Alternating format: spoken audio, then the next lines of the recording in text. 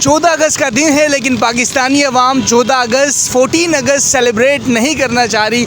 इसकी क्या वजह हो सकती है? आई थिंक सबसे बड़ी वजह यह है कि यहाँ फूड क्राइसिस है, महंगाई है, जो खर्चे हैं वो आवाम की ताकतों से बहुत आगे जा चुके हैं। जो खाने पीने की अशिया है वो आवाम की पहुंच से बहुत दूर हो चुकी है और इन्फ्लेशन काफ़ी ज़्यादा हो चुकी है। तो आई थिंक सबसे बड़ी वजह यही है कि पाकिस्तानी अवाम इस बार इंडिपेंडेंस डे उस तरह सेलिब्रेट नहीं कर रही जिस तरह वो लास्ट ईयर करते आ रहे हैं। चलते पाकिस्तानी अवाम से पूछते हैं कि वो इस बारे में क्या राय देते हैं, वो क्यों 14 अगस्त सेलिब्रेट नहीं करना चाहते।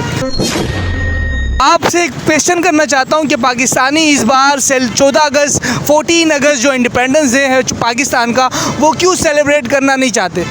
यार आप देखें पाकिस्तान में बचा ही क्या है। आप हम बहुत बड़े बड़े एजुकेटेड ग्रेजुएट बंदे जो है वो जॉबलेस बैठे हुए हैं। यार एक बंदा 5 साल MBBS की पढ़ाई करता है तब जाके उसको कहीं 40-50 की जॉब मिलती है, वो भी जब तक आपके पास सिफारिश नहीं होगी, जब तक आपके पास ये चीज़ें नहीं होंगी। तो एक जो बग़ैर सिफारिश वाला बंदा है, जो जिसके पास कोई सिफारिश नहीं है, यानी कि वो एक अब उसके पास डिग्री सब कुछ है, वो काबिल बंदा है लेकिन उसको जो भी नहीं मिल रही। तो एक बंदे को जो भी नहीं मिलेगी उसके घर के हालात ठीक नहीं है। अब एक घर का बड़ा, एक घर का जो सरबराह होता है वही उसी को घर संभालना होता है। तो अकेला जब वो इन सारे क्राइसिस को उसको घर भी संभालना है, ज़ाहिर है घर में उनके भाई होंगे, उनकी बहनें होंगी, उसको बहन की शादी भी करवानी है, उसको भाइयों को भी सपोर्ट करना है। तो एक जॉबलेस बंदा ये चीज़ें कैसे करेगा? तो फिर वो जब अपने टैलेंट होने के बावजूद, उसके पास डिग्रियां होने के बावजूद भी जब उसके पास जॉब नहीं है, तो 14 अगस्त वो बंदा कैसे सेलिब्रेट करेगा? आप खुद सोचें ना, वो कैसे बंदा वो सेलिब्रेट करेगा? इतना बड़ा एक अल्लाह ने एहसान किया, हमें एक मुल्क दिया, इस्लाम के लिए ये मुल्क आज़ाद हुआ, लेकिन उसके बावजूद महंगाई, बेरोज़गारी, ये चीज़ें इतनी ज़्यादा है। आपको क्या लगता है इसकी सबसे बड़ी वजह क्या हो सकती है? जी बिल्कुल, हमें अच्छी बात है, अल्लाह ने हमें मुल्क दिया, हम ये नहीं कहते, हमें अपने मुल्क से प्यार है, लेकिन ये जो सिस्टम है, सिस्टम में जो लोग बैठे हुए हैं ना, ये सही नहीं है। आप देखिए इतने क्राइसिस में किस तरह लोग खुशियाँ मनाएं। लोगों को अपने घर में खाने की पड़ी हुई है, लोगों को जॉब नहीं मिल रही है, लोग बाहर जाने को तरजीह दे रहे हैं। आपने देखा होगा कि पाकिस्तान से तकरीबन इस साल तो तकरीबन 10 लाख के कुछ ऊपर लोग ही तकरीबन बाहर ममालिक जा चुके हैं जॉब के सिलसिले में। तो यार एक वक्त था जब आपका जो इमरान खान प्राइम मिनिस्टर था, उसने तो कहा था कि भाई जब मैं आऊँगा मैं ये करूँगा, ऐसा सिस्टम पाकिस्तान में बनाऊँगा कि बाहर से लोग पाकिस्तान में काम करने आएंगे। लेकिन यहाँ पे तो सारा सिस्टम ही उल्टा चल रहा है, उल्टा लोग पाकिस्तान छोड़ के जा रहे हैं। अगर सारे हुनरमंद ही पाकिस्तान छोड़ गए तो इस मुल्क का तो अल्लाह ही निगहबान है। पाकिस्तान के साथ एक ही दिन में इंडिया भी आज़ाद हुआ, तो आज इंडिया कहाँ पहुँच गया और हम पाकिस्तान कहाँ हैं? आपको इस बारे में क्या लगता है कि क्यों इंडिया हमसे आगे जा चुका है?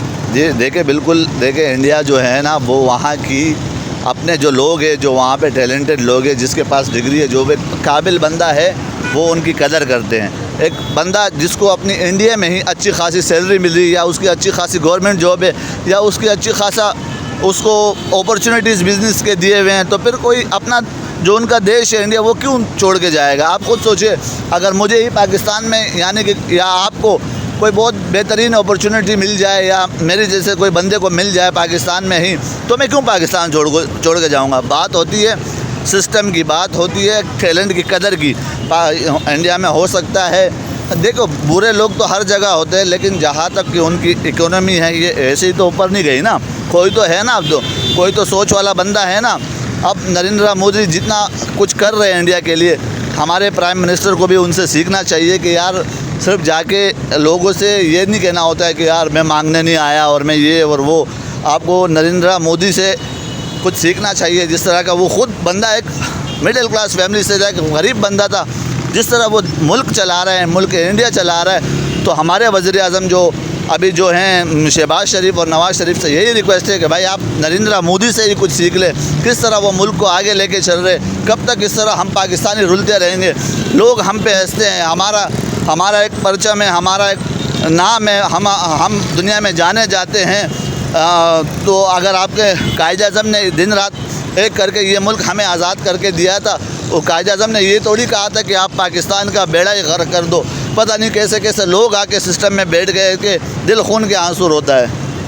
काफ़ी रुला दिया आपने मुझे, आपने जिस तरह कहा कि सिस्टम हमारा बर्बाद हो चुका है। तो सिस्टम कैसे ठीक होगा, इसके बारे में आप क्या राय देते हैं? हम कैसे इंडियन के साथ मुकाबला कर पाएंगे हर मैदान में? वो हमसे आईटी में भी आगे जा चुके हैं, वो हमसे एजुकेशन में भी आगे जा चुके हैं, वो एक कौम बन चुके हैं, और हम क्यों दर बदर हैं? देखिए, सिस्टम को ठीक करने के लिए सबसे पहले तो आपको लोग चाहिए ईमानदार, ऑनेस्ट। जब तक ईमानदार लोग नहीं आएंगे सिस्टम कैसे ठीक होगा? आपके मुल्क को अमन की ज़रूरत है, आपके मुल्क को सेहत की ज़रूरत है, आपके मुल्क को इकोनॉमी की ज़रूरत है। जब आप ईमानदार लोग लाएंगे, मैंने आपको मिसाल दी ना, आप अपना जब तक आवाम का दर्द रखने वाले नुमाइंदे नहीं आएंगे, ये मुल्क कभी ठीक नहीं हो सकता। आपको लीडरान को जो हमारे बड़े हैं उनको मिल बैठ के इस बारे में सोचना चाहिए कि यार हम कब तक इस तरह चलते रहेंगे। या तो यहाँ पे तो जो आता है अपनी ही, मुझे तो यही लगता है ना कि जो जितने क्राइसिस है वो अपने लिए आता है। अब आप सोचें ना, एक गरीब बंदा है, उसको जो सहूलतें देनी चाहिए, एक जो MC है यानी म्यूनसिपल कमिश्नर जो कहलाया जाता है, उसको आप देखें, उसको आपने फॉर्चूनर गाड़ी दी हुई है, उसका आपने फ्यूल फ्री किया हुआ है, हालांकि उसको सैलरी भी तकरीबन लाखों में मिल रही है। जो बंदा फ्यूल ख़ुद अफोर्ड कर सकता है, जो बंदा गाड़ी भी खुद अफोर्ड कर सकता है, आप उसको ही फ्यूल फ्री कर रहे हो। आपको तो चाहिए जो बंदा 30,000 रुपये, एक बंदा जो 30,000 कमाने वाला बंदा है, आप उसको गाड़ी लेके दो ना, उसको फ्यूल फ्री करके दो ना। ये तो आप सिस्टम ही पूरा उल्टा चला रहे हो। बहुत अच्छी बात की आपने। जिसको नीड ही नहीं है फ्यूल फ्री करने की, उसको आप फ्यूल फ्री कर रहे हो, लेकिन जिसको नीड है उसको आप रगड़ रहे हो रास्तों में, मस्जिदों में, बसों में। तो ऐसा नहीं होना चाहिए। लेकिन इस बार 14 अगस्त ना मनाने का आई थिंक एक अफसोसनाक आपने वाक़या सुनाया कि जिस तरह से आपका दिल नहीं कर रहा। तो ऐसा क्यों? आप 14 अगस्त से आप क्यों नाराज़ हैं? आप क्यों मनाना नहीं चाहते? देखिए, पाकिस्तान में जो है ना, गरीब बंदा बहुत पिस रहा है, मिडिल क्लास बंदा बहुत पिस रहा है। आप अगर देखें, जो सरकारी लोगों को जो इन्होंने इतनी मराहत और इतनी गाड़ियाँ दी हैं, अगर सिर्फ इन गाड़ियों का हिसाब लगाया जाए ना, अगर यही गाड़ियों की जो अमाउंट है, जो प्राइस मनी बनती है ना, अगर यही अमाउंट अगर उठा ली जाए, तो मैं यकीन से कह सकता हूँ पाकिस्तान से आपकी बेरोज़गारी ख़त्म हो जा सकती है। आप उन पैसों से एक छोटे से छोटे बंदे को एक छोटा से छोटा रोज़गार लगा के दे सकते हैं। जो बेरोज़गार बंदा है उनको जॉब्स दे सकते हैं। आपने सारे उन लोगों को सहूलियात दी हुई है जो पहले से ही वेल सेटल्ड है। आप देख लें ना, आप गाड़ियों का कोई एक बंदा मुझे बता दे जिसके पास 5 करोड़ या 10 करोड़ से कम की गाड़ी हो, तो गरीब बेचारा फिर किधर जाएगा जब सारा पैसा ही अफसरान के, जो बड़े जो गवर्नमेंट के इदारों में बैठे हुए, जब उनकी जेब में जाएगा।